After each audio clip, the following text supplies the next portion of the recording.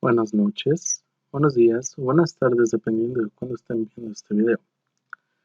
Me presento, mi nombre es Ángel Reyes y mi equipo está conformado por Álvaro Soriano Shizuka y Serna Aguilar Andrea Daniel.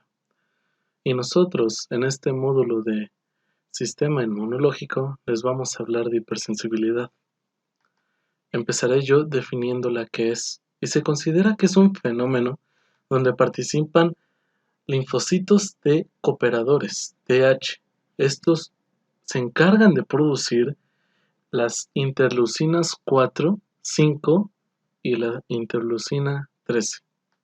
También está la presencia de inmunoglobulinas de tipo E, al igual que la presencia de mastocitos y eosinófilos. Todos estos reaccionan a algo conocido como antígenos ambientales no microbianos. A esto se le considera como hipersensibilidad inmediata. Pero tenemos otro fenómeno, llamado reacción de fase tardía. Esta se caracteriza por la acumulación de citocinas, mediadores lipídicos y además la presencia o acumulación de neutrófilos, macrófagos, eosinófilos y linfocitos Th2. Como ya habíamos mencionado, los linfocitos Th2 o cooperadores o helper, como quieran ustedes decirlos, se van a encargar de la producción de las interleucinas que ya mencionamos. También tenemos que en esta fase tardía aparece unas 2 a 4 horas después de la respuesta inmediata o de la hipersensibilidad inmediata. Esta puede reducirse con corticosteroides, pero no con antihistamínicos. Esto se los voy a explicar más adelante. A todo el conjunto de ambas, tanto de la reacción de la hipersensibilidad inmediata como de la reacción de fase tardía, se le conoce como alergia o atopia. ¿Pero qué son estos exactamente? Pues a estos se les conoce también como alérgenos, y se define que son proteínas o sustancias químicas unidas a proteínas. Estos no estimulan respuestas inmunitarias innata, por lo que hay una activación crónica de los linfocitos sin una inmunidad innata. Esto puede llevar a que los linfocitos T CD4 se desarrollen por la vía de los linfocitos Th2. ¿Dónde recordaba los linfocitos Th2? Cierto, los mencionamos en las diapositivas pasadas, y es que estos son muy importantes para la reacción alérgica. Pero, en general, ¿cuáles son sus características? Y es que tenemos que las características de un alérgeno puede ser que su masa molecular sea de media o baja. ¿A qué quiere decir con esto? Se habla de que por lo menos deben de pesar entre 5 a 70 kilodaltos. Deben de ser unas moléculas estables. Deben de contar con una glicosilación. Esto es la capacidad que tiene con unirse a polisacáridos. Y deben de ser altamente solubles. Algunos ejemplos de estos son el polen, el polvo de ácaros, o polvo, como se conoce, ácaros del polvo, también algunos epitelios de animales, y tenemos muchísimos más, como se puede mencionar en este cuadro, el cual extraje de QB Inmunología de la 7ª edición, bibliografía ubicada en la parte inferior derecha. Aquí podemos ver los tipos de polens de vegetales, algunos fármacos como es la penicilina, la cual es muy común que las personas sean alérgicas a ella, sulfonamidas, anestésicos locales o salicílicos. También podemos ver algunas esporas de polvo, de moho, pelo y caspa de animales, como ya se mencionó, el látex, suero extraño, vacunas, algunos alimentos como frutos secos, pescados, mariscos, etc. Y productos de insectos como veneno de abeja, veneno de avispa, de hormiga, bla, bla, bla. Y esto es, como se había mencionado, que son proteínas. Pero si la penicilina no es una proteína, bueno, es una sustancia unida a una proteína. Y una vez que quedó explicado esta parte para la manera de introducción, les vamos a explicar aún más respecto a la hipersensibilidad. ya que ésta se divide por tipos: el tipo 1, tipo 2, tipo 3 y tipo 4. Se les conoce como la clasificación de Halley-Combs. Primero va a iniciar mi compañera Andrea explicándoles la clasificación 1 y 2. La hipersensibilidad tipo 1, o también llamada hipersensibilidad inmediata, debido a que las reacciones son rápidas, dependerán mayoritariamente de inmunoglobulina E. Dentro de la hipersensibilidad inmediata encontramos a las alergias. Una alergia es una reacción exagerada de nuestro cuerpo ante moléculas a las que normalmente no reaccionaríamos. Estas moléculas o antígenos se les denomina alérgenos.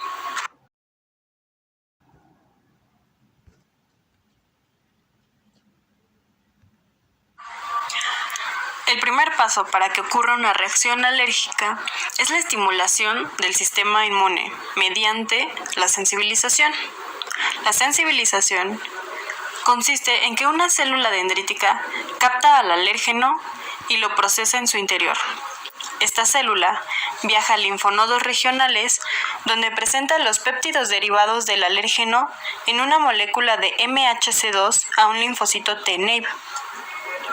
Como es un antígeno extracelular, los T-naive se transformarán en linfocitos Th2 que botan IL-4 e IL-13 para que los linfocitos B produzcan inmunoglobulina E. Esta inmunoglobulina E se une a receptores específicos de alta afinidad ubicados en la superficie de mastocitos. La reacción inmediata ocurre por el entrecruzamiento de la inmunoglobulina E y el alérgeno.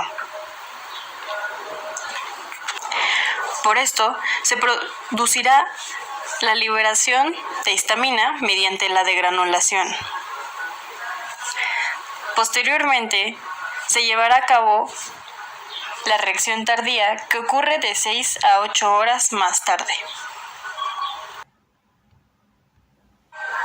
Las células efectoras del daño en la hipersensibilidad inmediata, como ya vimos, son los mastocitos, basófilos y eosinófilos, que comparten la característica común de poseer granulos citoplasmáticos.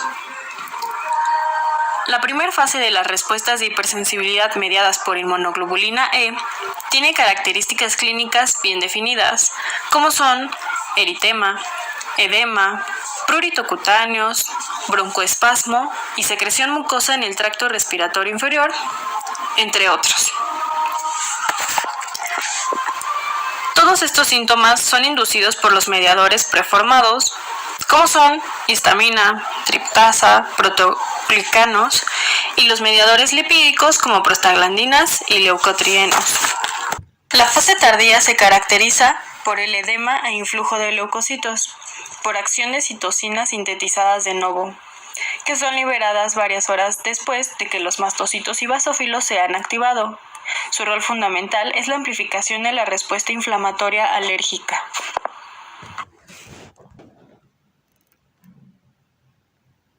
Entonces, tenemos que la hipersensibilidad 2 va a estar mediada principalmente por inmunoglobulinas G y M, producidas por linfocitos B autorreactivos. Estas inmunoglobulinas se van a pegar a antígenos que pueden ser intrínsecos, o sea, propios del cuerpo, o extrínsecos provenientes de una infección o medicamentos.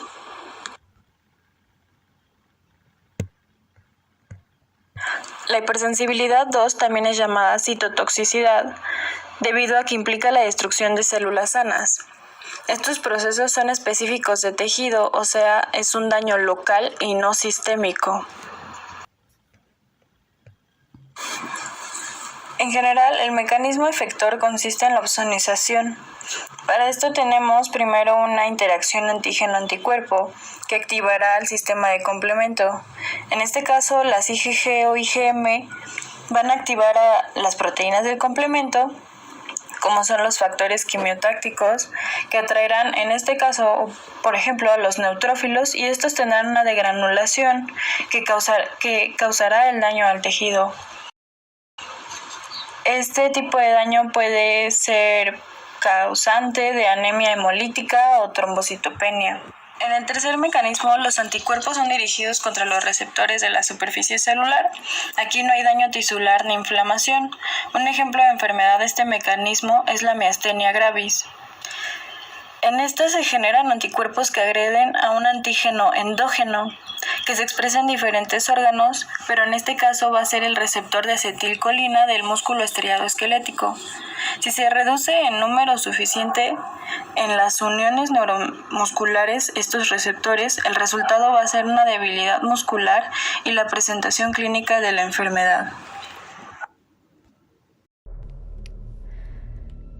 Las reacciones de tipo 3 o inmunocomplejo se caracterizan por daño tisular causado por la activación del complemento en respuesta a los complejos antígeno-anticuerpo que se depositan en los tejidos. Las clases de anticuerpos involucrados son las mismas que participan en las reacciones de tipo 2, IgM e IgG, pero el mecanismo por el cual se produce el daño tisular es diferente. El antígeno al que se une el anticuerpo no está unido a una célula. Una vez que se forman los complejos antígeno-anticuerpo, se depositan en varios tejidos del cuerpo, especialmente en los vasos sanguíneos, los riñones, los pulmones, la piel y las articulaciones.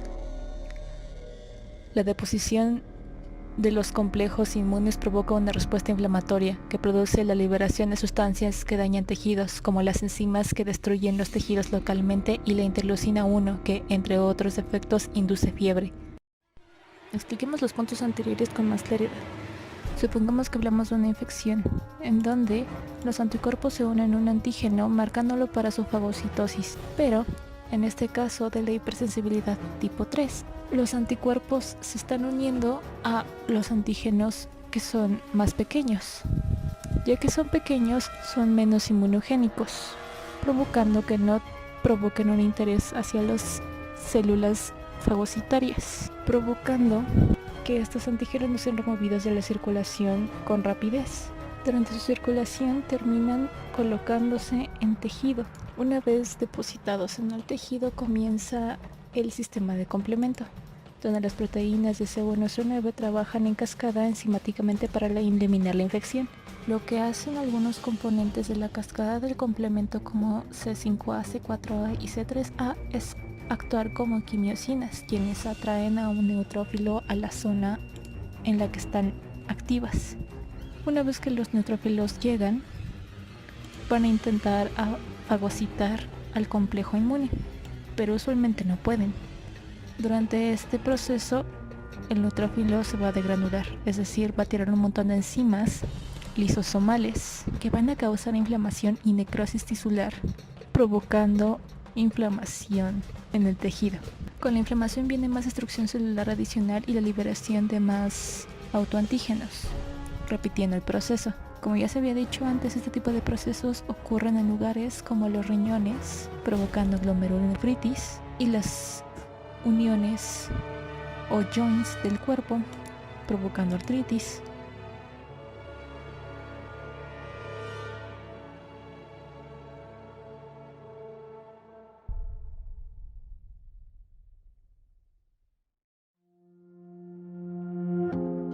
La hipersensibilidad de tipo 4 es una reacción inmune mediada por células. En otras palabras, no implica la participación de anticuerpos, sino que se debe principalmente a la interacción de las células T con los antígenos. Las reacciones de este tipo dependen de la presencia en la circulación de un número suficiente de células T capaces de reconocer el antígeno. Las células T específicas deben migrar al sitio donde está presente el antígeno.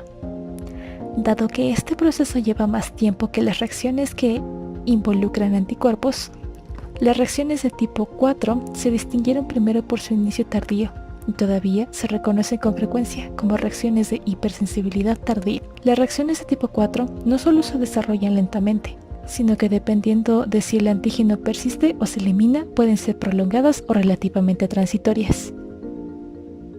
Para aclarar, la hipersensibilidad de tipo 4 está mediada por células T. Pueden ser las células ayudantes tipo T, conocidas como CD4, y las células asesinas tipo T, que serían las CD8. Las asesinas tipo T son bien conocidas por ese mismo nombre, porque matan células, mientras que las ayudantes T CD4 se encargan de mediar a los anticuerpos que tienen alrededor, como un ataque coordinado.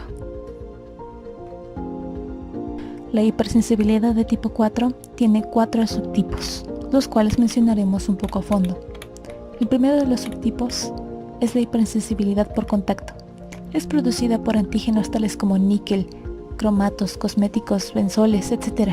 Y en ella juegan un papel importante las células de Langerhans, al presentar el antígeno con gran eficiencia. Se produce un infiltrado celular. La hipersensibilidad de tipo tuberculina se trata de un tipo de experimento, en donde se introduce un extracto de caldo de bacilo tuberculoso al sistema, de este modo provocando una inflamación. Esta inflamación la vamos a interpretar en diámetros diferentes, entre los intervalos de positivo, negativo y dudoso, que vendría siendo entre los 10 milímetros y los 4. La hipersensibilidad de granulomatosa es la forma más importante de hipersensibilidad celular, clínicamente, y la causa de patologías en las que intervienen procesos inmunitarios mediados por células T, o pueden deberse a la presencia de inmunocomplejos. Esto quiere decir que los macrófagos no consiguen digerir las partículas fagocitadas. Al existir acumulación de células fagocíticas, se inicia la formación del granuloma, que es cuando las membranas de las células fagocíticas se comienzan a fusionar. El granuloma, de origen no inmunitario, se caracteriza por una ausencia de linfocitos en lesiones. Este granuloma está formado por un núcleo de células epiploides, macrófagos y en algunas ocasiones células gigantes. Y se caracterizan también por estar rodeados por una capa de linfocitos.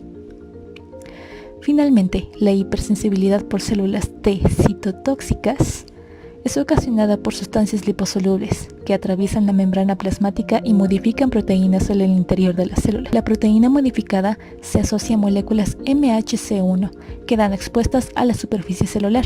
Los linfocitos T asesinos o CD8 se unen a las células reconociéndolas como extrañas. Estas reacciones, mediadas por los linfocitos T citotóxicos, están asociadas con el rechazo del trasplante de tejido y la dermatitis de contacto. Y bueno, por nuestra parte es todo.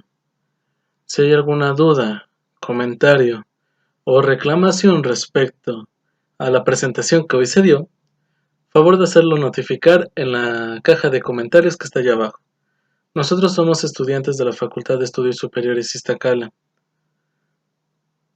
Si tenemos algún error o inconveniente o alguna cosa no quedó bien explicada, favor de notificárnoslo. Estamos para aprender y ustedes también. Muchas gracias.